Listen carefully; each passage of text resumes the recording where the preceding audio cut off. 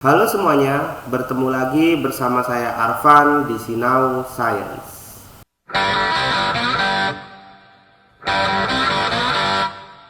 Nah, hari ini kita akan membahas salah satu fenomena yang cukup unik. Ini sering juga kita temui di kehidupan kita sehari-hari, yaitu kenapa kalau di dataran tinggi, misalnya di pegunungan, itu jauh lebih dingin daripada di dataran rendah, misalnya di daerah pantai. Nah, padahal nih matahari itu kan jauh lebih dekat dengan daerah pegunungan ya daripada daerah pantai. Harusnya di daerah pegunungan lebih panas dong. Nah, nanti kita akan coba bahas bersama-sama di Sinau Science. Yuk kita ke ruang kelas. Nah, kita akan membahas fenomena yang unik tadi dari sisi tekanan udara ya teman-teman. Karena sebetulnya ada banyak sekali faktor yang mempengaruhi kenapa di dataran tinggi itu jauh lebih dingin daripada di daerah dataran rendah. Untuk lebih mempermudah pemahaman kita, saya akan menggambarkan dalam coret-coret sederhana seperti ini. Di sini saya mempunyai dataran rendah, kemudian dataran tinggi akan saya gambarkan dalam bentuk gunung seperti ini.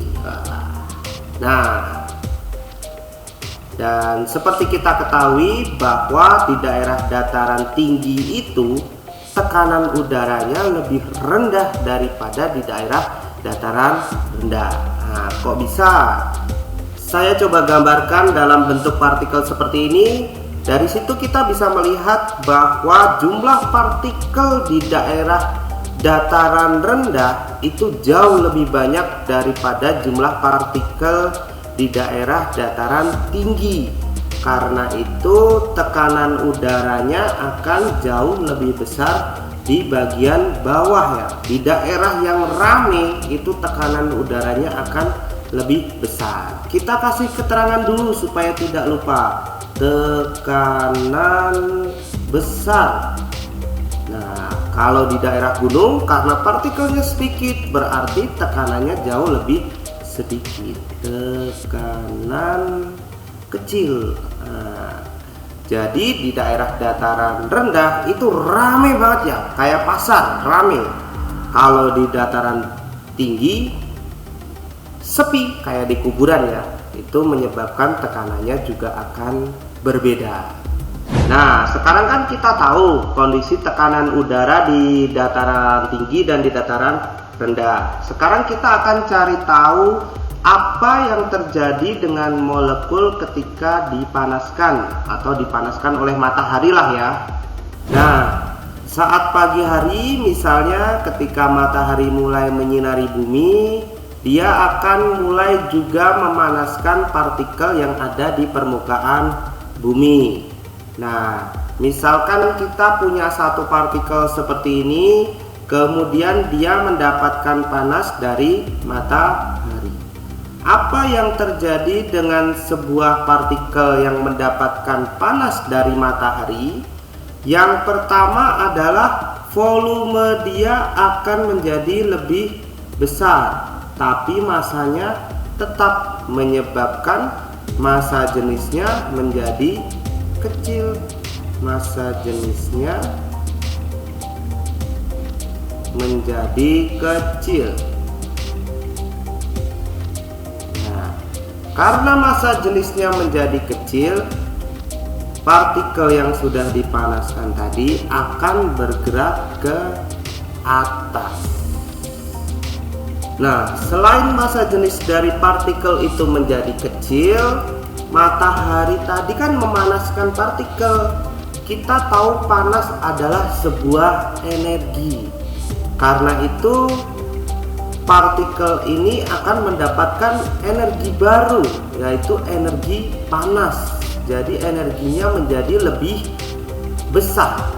Energinya lebih besar.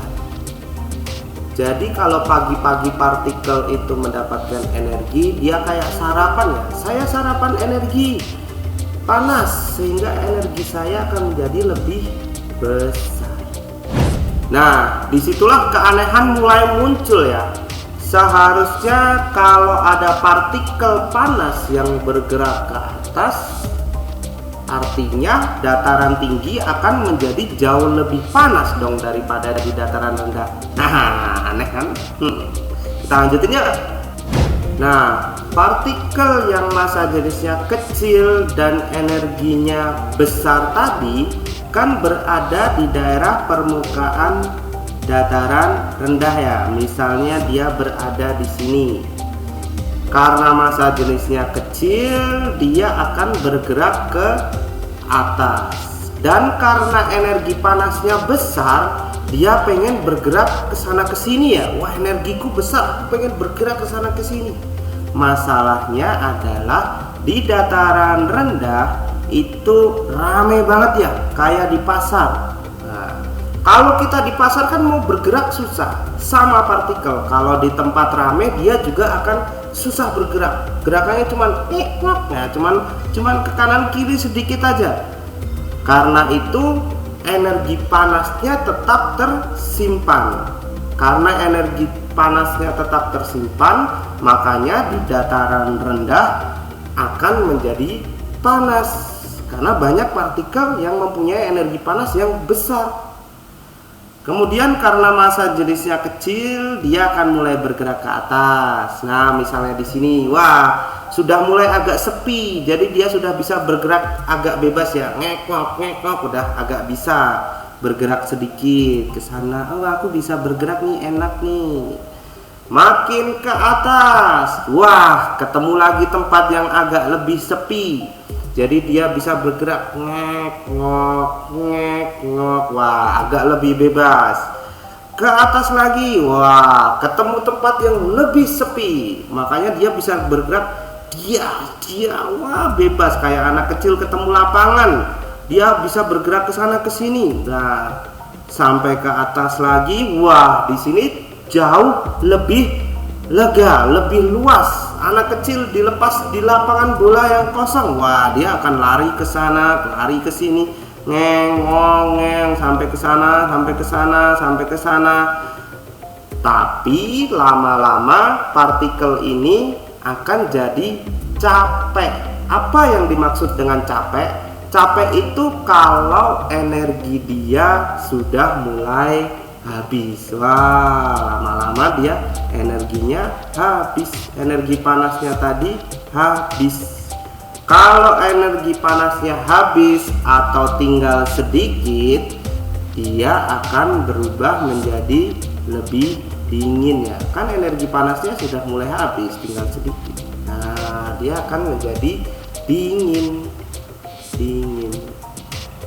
Nah, karena itu di daerah dataran tinggi akan jauh lebih dingin daripada di daerah dataran rendah, karena energi dari partikel yang ada di daerah dataran tinggi itu tinggal sedikit.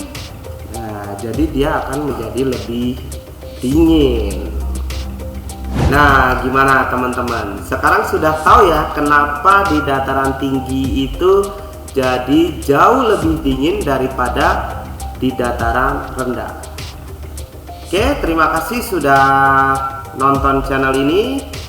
Kalau ada kesalahan kita koreksi bareng-bareng ya. Sampai ketemu di video selanjutnya. Bye.